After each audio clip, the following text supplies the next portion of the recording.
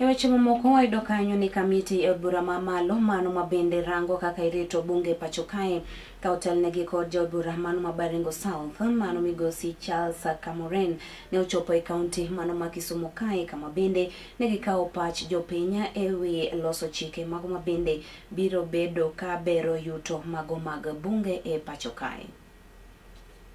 The bill that we were amending and people were contributing was a bill concerning with the forestry conservation and management bill of 2025. This bill is so necessary at this time because of the new dynamics as a result of climate change.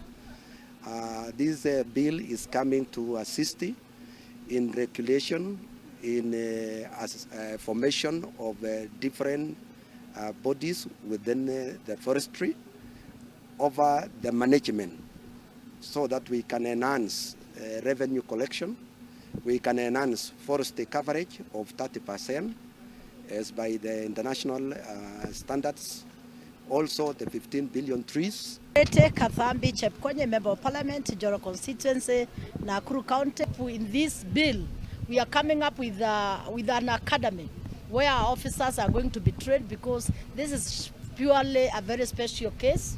And also on these matters, we are coming also with a new office which is going to do purely regulations, the Office of Director of Forest Regulations. We would also like to encourage each one of us, we must take an action so that we can make this country better for all of us. And actually, let us all of us plant trees. Let us support His Excellency the President on the concept of the 15 billion trees. Keme, County MP Kericho, to add by saying that plantations will be very, very important, and anybody who will do it as a business will actually get something out of it. And so to add is to say that we also have women, we have people living with disability.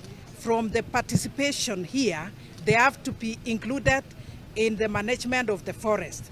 And maybe to also add is to say that forest is key, and whatever we do, we'll have to add to the 15 billion trees, and we want to have Kenya known in the world that it is actually doing much of environmental conservation and management.